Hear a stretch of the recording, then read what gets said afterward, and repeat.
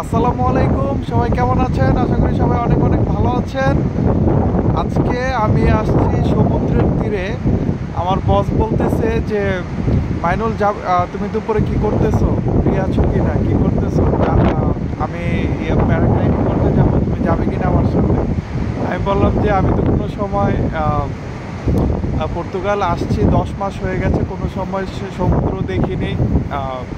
তো ও যেহেতু অফার করলো চলেই যাই। পরে চলে আসলাম সমুদ্রের তীরে। আহ, আমার সামনে হচ্ছে আটলান্টিক মহাসাগর। এই প্রথম আমি আটলান্টিক মহাসাগর দেখছি, জীবনের প্রথম।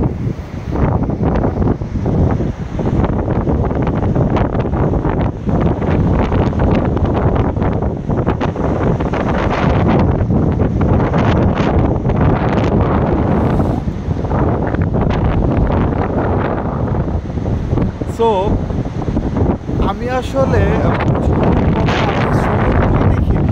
আমি ছোটবেলায় গিয়েছিলাম কক্সবাজার আমাদের বঙ্গোপসাগর দেখতে, বাট তখন ওইটা আমার মনে নেই। বাট